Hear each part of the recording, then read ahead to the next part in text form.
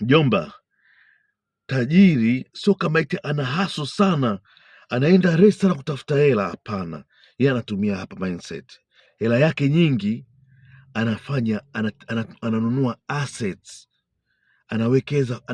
anaweka assets ndani kuliko kufanya liabilities, kutumia tu.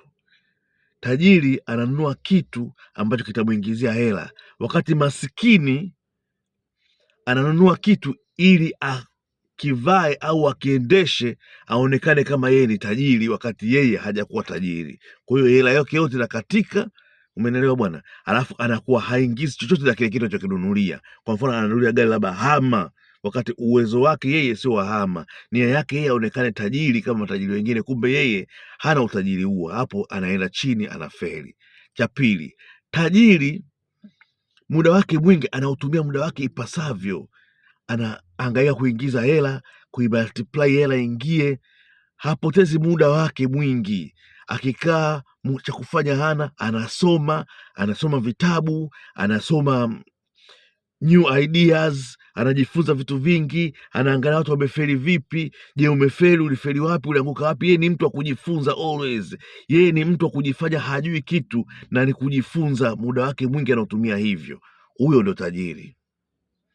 Tajiri anakaa na wale washindi, wale winners, wale ambao tayari washakuwa matajiri wakubwa. Yeye ndo anacheza mule mule.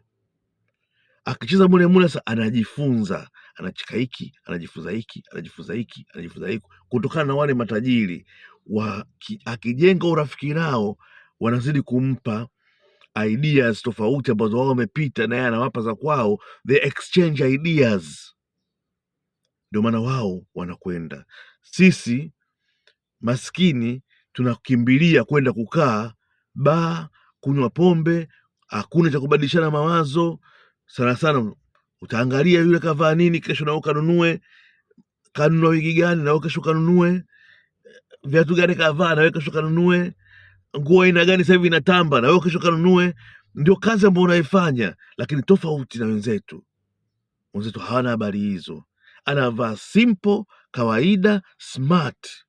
Hana hata haja kuvaa majina makubwa makubwa ya kuonekana kwamba kavaa kitu fulani. Hapana, hao ndo wenzetu wanapopita. Ivan the Don nimejaribu kubumbulusha, ifanyie kazi, share na wengine, comment. Ukikomenti, bye bye.